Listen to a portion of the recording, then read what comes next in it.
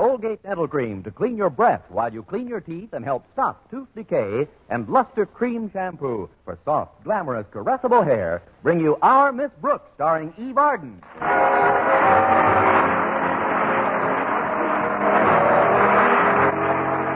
time for another comedy episode of Our Miss Brooks, written by Al Lewis. Well, last Friday night, the Board of Education held its annual banquet.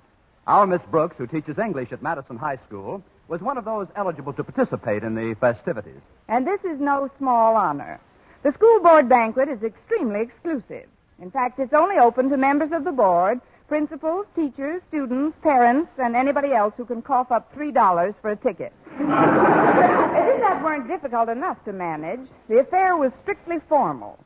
Last Thursday night, therefore, I made a careful inspection of my wardrobe and was forced to the conclusion that my evening clothes just wouldn't do. The tops were in pretty good shape, but the cuffs were all frayed. Friday morning before classes, the subject was brought up again in the office of our beloved Principal Osgood Conklin. Well, Miss Brooks, do you know why I summoned you to school so early today? The janitor is sick and there's some coal to be shoveled.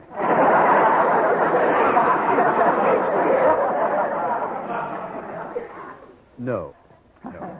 The reason I've called you in is to tell you that Mr. Stone, the head of the board, has asked me to make a speech at the banquet tonight. Well, congratulations, Mr. Conklin. You want me to help you frame something appropriate? Thank you just the same, but you've helped frame me before.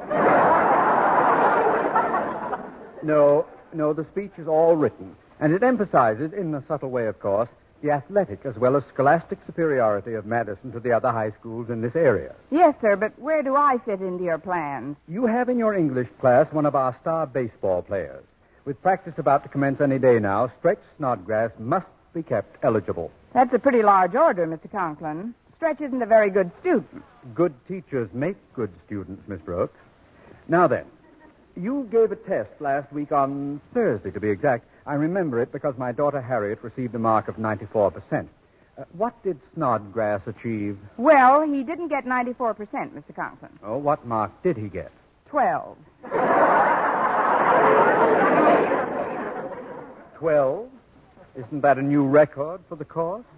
Actually, it isn't. Stretch's mark was topped on Monday, or rather bottomed. Miss Enright has a girl in her class who received a -2. -2? How is that possible? Besides failing to answer a single question, she spelled her name incorrectly.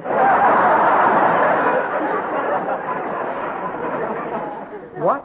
Who is this girl? She's a new pupil, Mr. Conklin, transferred here last week from Clay City High. Her name is Susie Prentice. Prentice? Prentiss. Or, as she spells it, Prentiss. Her father changed jobs and they had to move. A transfer from Clay City, huh? This is the work of their principal, my arch enemy, Jason Brill. If the Prentices and their backward daughter had to leave Clay City, I'll bet he personally secured a house for them in our district. May I remind you, Mr. Conklin, that Susie is not our immediate problem. Oh, yes, you're right, Miss Brooks. It's Snodgrass. Something's been bothering that boy lately. He seems upset, confused. There's something on his mind. It can't be very large or it would slip off. You've got to find out just what's wrong with him. We can't even hope for any improvement in his grades until he's straightened out emotionally. But, Mr. Conklin, I'm an English teacher, not a psychiatrist. And even if I were, I'm sure that the most careful analysis would only reveal that as a boy, Stretch hated his batting average. Miss Brooks, are you trying to inform me that this assignment isn't, as the student body might put it, right up your alley? Well, yes. I see. Then perhaps I should let Miss Enright handle this. She could get the information we need from Stretch's other teachers. Let's see. He takes biology from Mr. Boynton. Miss Enright could start out by having a nice long chat with Mr. Boynton. Why don't you let me handle this, Mr. Conklin? It's right up my alley.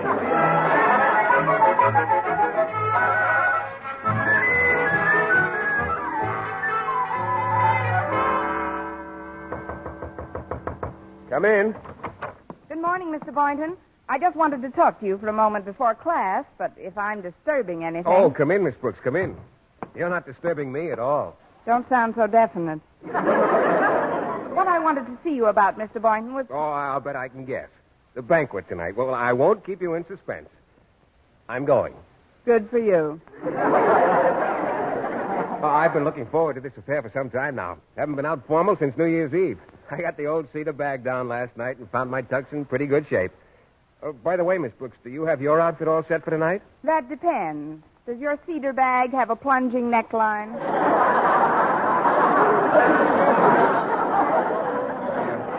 I don't understand. Let's skip it, Mr. Boynton. I'm quite sure I can't attend the banquet tonight, but we can discuss that later. What I'd like right now is some information about Stretch Snodgrass.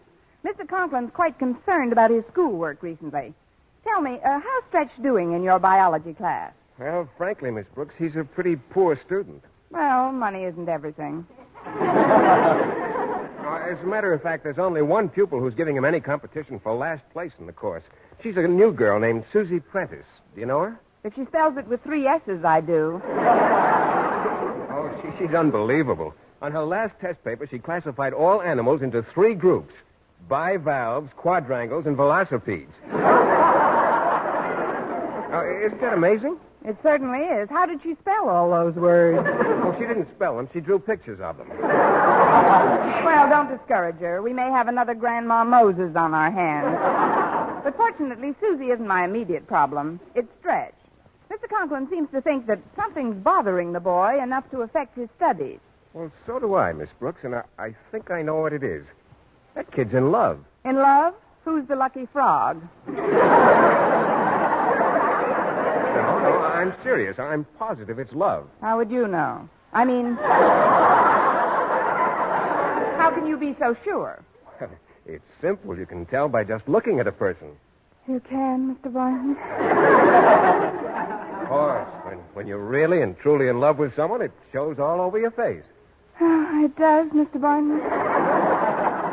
Why, surely. The symptoms are unmistakable. They are, Mr. Boynton. Usually, the victims act dazed and lethargic with a vacant, glassy-eyed, almost stupid stare. Oh, you've seen them, haven't you, Miss Brooks? Miss Brooks? I'm sorry, Mr. Boynton. I must have been thinking of something else. I'd better go find Stretch now and have a little chat with him. Oh, very well, Miss Brooks. But I hope you'll reconsider about the banquet tonight. If you do change your mind, let me know during lunch period. I doubt if I'll change my mind by lunch period, Mr. Boynton, unless the cafeteria serves a 60-cent evening gown on their blue plate. Toodles! Hi, Miss Brooks. Well, Stretch Snodgrass. This is the quickest manhunt I've ever been on. Are you heading for the lab? Yes, ma'am. I had to come back on account of my absent mind. Where did you leave it? I've been terrible lately. Can't keep my mind on nothing hardly. I just realized I made a very bad mistake while I was helping Mr. Boynton clean out the cages before. What did you do? I stuffed some old newspapers back in the cage and threw 4 guinea pigs in a wastebasket. Don't let that upset you. The change will be nice for them. Before you go back into the lab, Stretch, there's something I'd like to ask you. It's rather a personal question, but I only want to help you. You may fire when ready, Grizzly. Thanks.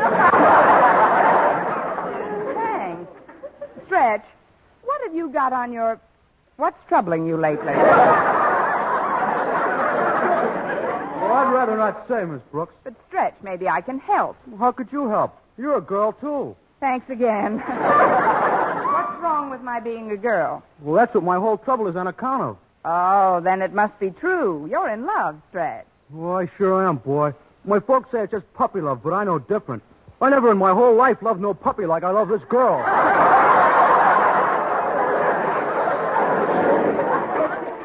But, Stretch, how does this girl feel about you?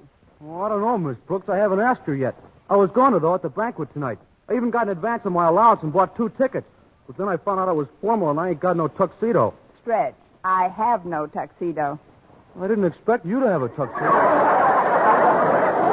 Well, I sure wish I could borrow one someplace. Of course, there's no guarantee she'll go with me, even if I do get a tux. If it'll help your peace of mind any, Stretch, I'll not only try to borrow a tuxedo for you, I'll attempt to talk her into going with you. Gee, that'd be wonderful of you, Miss Brooks. She's awful popular and real smart, too, boy. She's been helping me a lot with my studies lately. Stretch, what is this girl's name? Susie Prentice. Susie Prentice?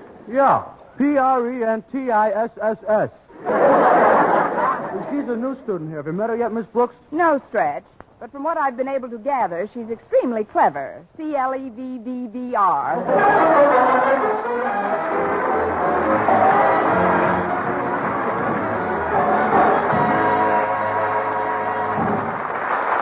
Our Miss Brooks, starring Eve Arden, will continue in just a moment. But first, here is Vern Smith.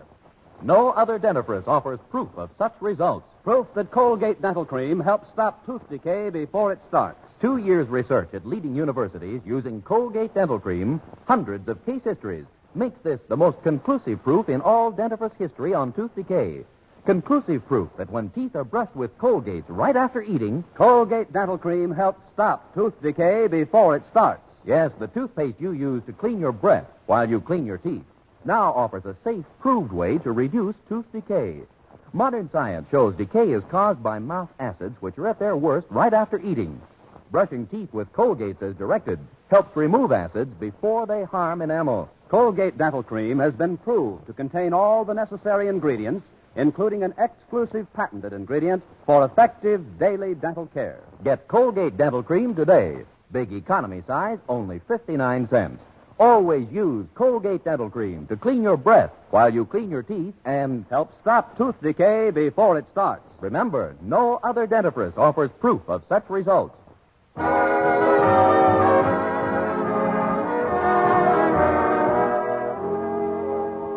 When lunch period arrived, I hastened to the school cafeteria looking for the cause of Stretch's amorous heartburn.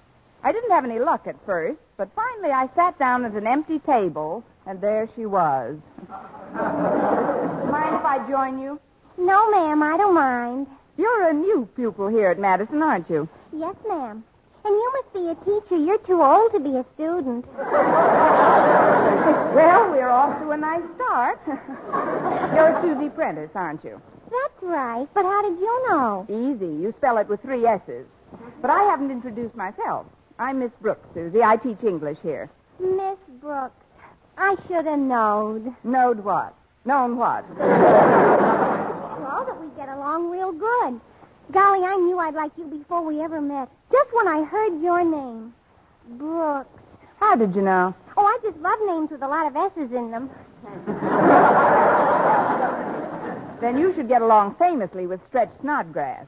I had a little talk with him this morning, and he seems to think he's in love with you. Oh, it isn't really love, Miss Brooks. I don't think. I guess you'd call it infatuation. Infatuation? Yes, ma'am. And why a cute, good-looking, super athletic fella like Stretch should get infatuated with me is something I just can't fathom. Well, don't try to fathom it, Susie.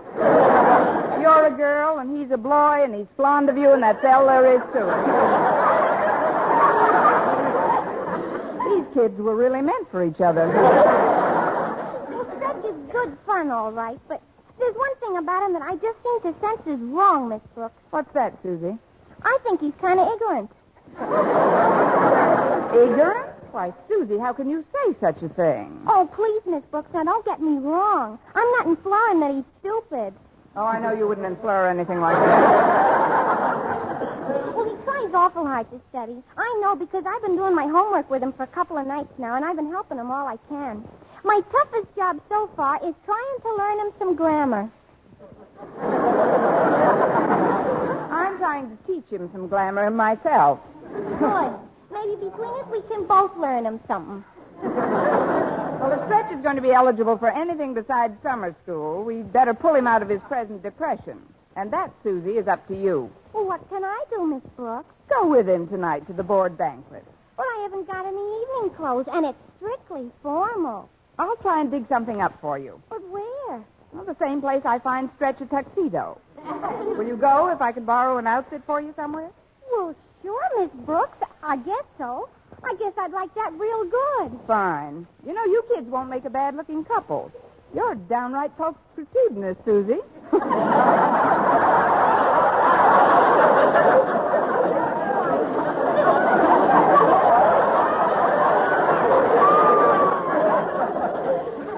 You could couldn't say it, and neither could I.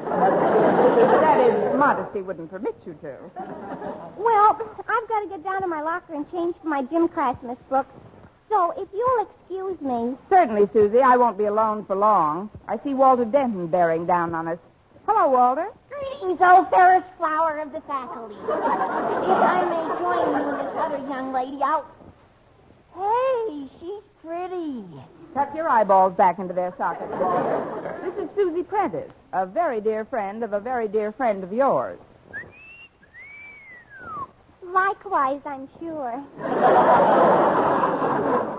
Well, I guess I'll be running along now. All right, Susie. I'll hold Walter's leash while you make your getaway. All right, Miss Brooks. And you won't forget about that evening dress now, will you? No, Susie. I'll do the best I can. See you later. Goodbye, Miss Brooks.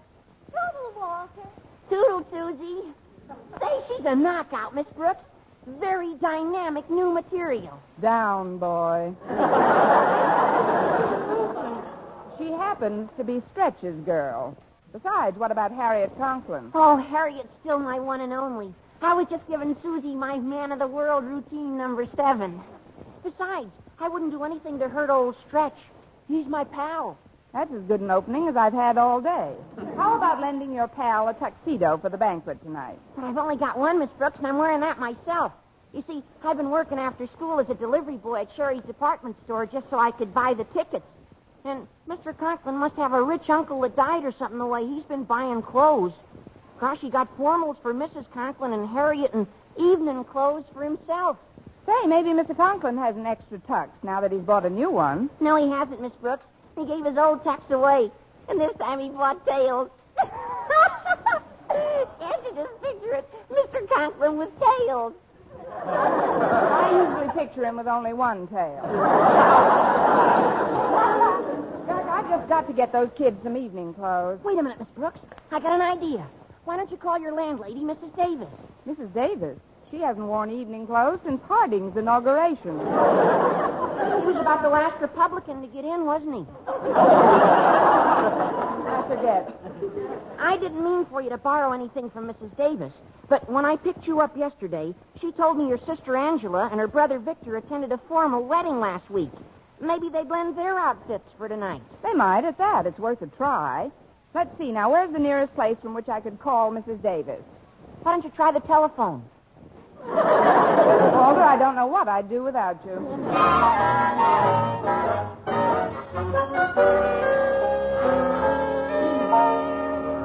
Well, Miss Brooks, what did Mrs. Davis say? She said she was going over to see her brother and sister today and that she'd asked them to lend Stretch and Susie their evening clothes. Oh, that's swell, Miss Brooks. Will she bring them back to your place? She said she would, Walter. Now, what I want you to do is to tell the kids to meet me in my class right after school. Then we can go home and see what luck Mrs. Davis had.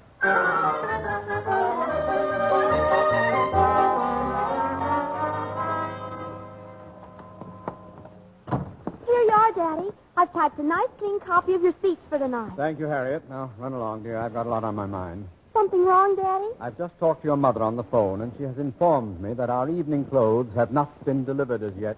Well, there's still time. School isn't out for 2 hours yet. I am quite familiar with the schedule of this institution, my dear. But your darling mother is going to spend the balance of the day in the beauty parlor. Well, you can't blame her for that. No, she can use it, heaven knows. That is, I want your mother to be at her best this evening. But she called the department store and told them to deliver our things to Mrs. Davis's place. Now, I'll have to scurry over there like a jackrabbit before dinner time and pick them up. Come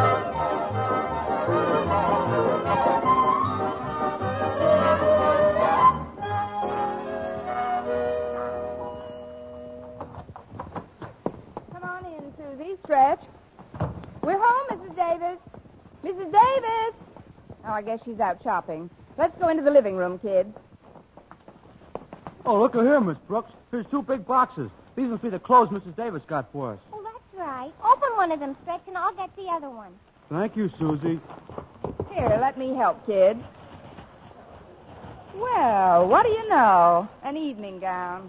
Wait, 2 evening gowns, Miss Brooks. Look, one's a little bigger than the other. Oh, now, wasn't that sweet of Angela? She didn't know what size you'd need, so she lent us 2 of them. Golly, Miss Brooks, this one looks like it would fit you fine. Why don't you borrow it and come along this evening? What? Me put on a borrowed evening gown just so I can attend a banquet and dance every dance with Mr. Boynton and then go out on the terrace in the moonlight? Come on into my room and we'll try these things on. Look what I got, boy. This is even better than a tux. This is a whole set of tails. Oh, well, you can change in Mrs. Davis's room, Stretch, right down the hall. And, Susie, you go into my room over there. Where are you going, Miss Brooks? I'm going to call Mr. Boynton and tell him that if he doesn't pick me up here in 20 minutes, I'll call for him at his house.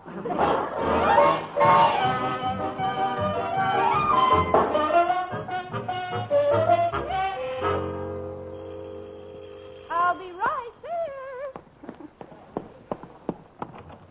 Come in, Mr. Boynton. Oh, thanks, Miss Brooks.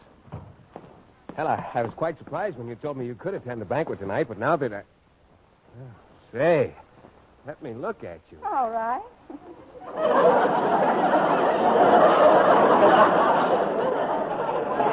Hi, that's some outfit you've got on. It's stunning. Oh, you just like polka dots. How do you like my dress, Mr. Boynton? Oh, that's lovely, too, Susie. And you look very handsome in those evening clothes, Stretch. Where did you get them? The same place Miss Brooks got hers. I charged at the store. You see, the kids were a little short. I ain't short. No, but you're going to be late if you don't hurry. You two run along to the banquet, and I'll see you after a while. But it's only 4 o'clock, Miss Brooks. The banquet don't start until 7. Stretch can take you for a nice drive around the parking lot. Come on, I'll open the door. Oh, I get you. You want to be alone with Mr. Boynton for a while. Rex, you shouldn't say things like that. Now, come on, give me your arm. Gee, thank you, Susie. It's good to see you looking so happy, Stretch. Happy? Boy, I'm absolutely delirious. Me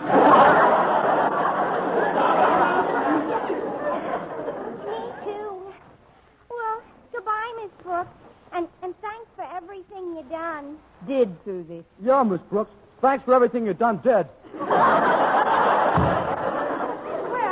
that's that. Oh, it was wonderful of you to arrange clothes for those kids so they could attend a banquet, Miss Brooks. Oh, shucks.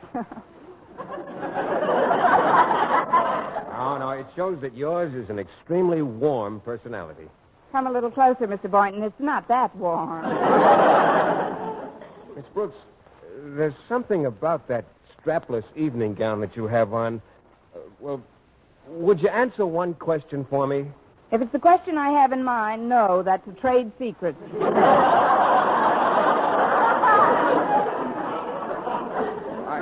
I just wanted to know, aren't your shoulders cold? Well, come to think of it, Mr. Boynton, they are cold. In fact, they're freezing. I thought so. And I'm going to do something about that right now. You are, Mr. Boynton? Yes, I'm going to get your coat to slip on. Oh, fine. Well, he could have said hot water bottle. It's me, Connie. I've been to the store. Hello, Mrs. Davis. My, but you look beautiful. Thanks. I'm glad you were able to get yourself such a lovely gown at the last minute. Get myself. But this is one of the gowns your sister Angela lent us. Angela?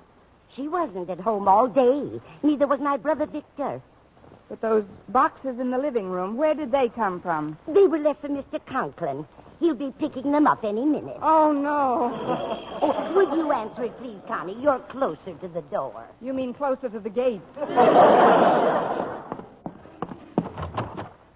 if it isn't Mr. Conklin, how are you, sir? Glad to see you. What brings you all this way out to this little old neck of the woods? If I may have my packages and a minimum of small talk, I'll leave this neck of the woods like a shot. Packages, did you say? Well, there's something very funny I have to tell you about that. Oh, very funny indeed. What? There are no packages. Oh, that's the scream.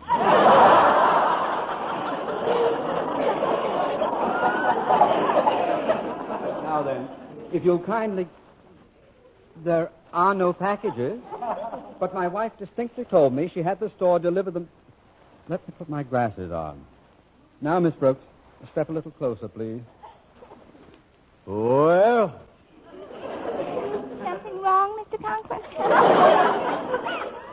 that there are many faculty members who would like to be in my shoes, Miss Brooks.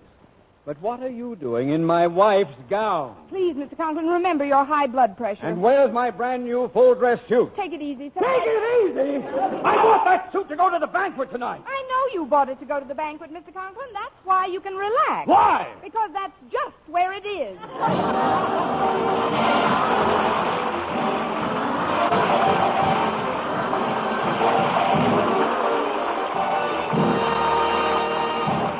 Eve Arden as our Miss Brooks returns in just a moment. But first, Dream girl, beautiful luster cream girl. Tonight, yes, tonight, show him how much lovelier your hair can look after a Luster Cream shampoo.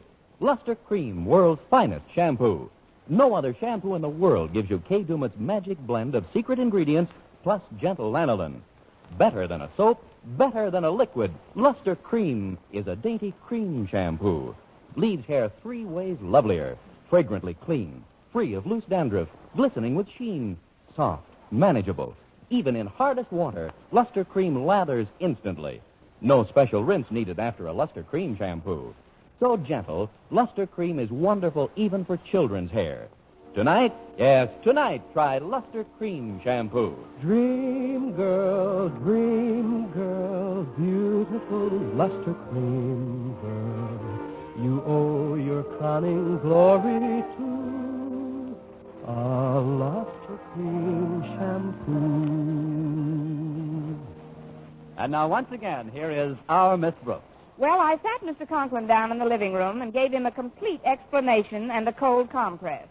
Then I went into my room, took off his wife's evening gown, and slipped on my little everyday number, the skirt with the clever reversible pleats caused by years of folding over a wire hanger. As soon as I gave him the gown, he slammed out after Stretch and Susie to get back the rest of the family clothes. Then Mr. Boynton came into the living room. I know you must be terribly disappointed about that evening gown, Miss Brooks, but don't you worry. You're not going to miss a thing. I'm not? No, ma'am. I'm going to take a pencil and copy down Mr. Conklin's speech word for word and read it to you tomorrow. Now, Miss Brooks, how would you like that? Mr. Boynton, Yes? how would you like a punch right in your nose? Another Our Miss Brooks show brought to you by Luster Cream Shampoo for soft, glamorous, caressable hair and Colgate Dental Cream to clean your breath while you clean your teeth and help stop tooth decay. Our Miss Brooks, starring Eve Arden, is produced by Larry Burns, directed by Al Lewis, with music by Wilbur Hatch.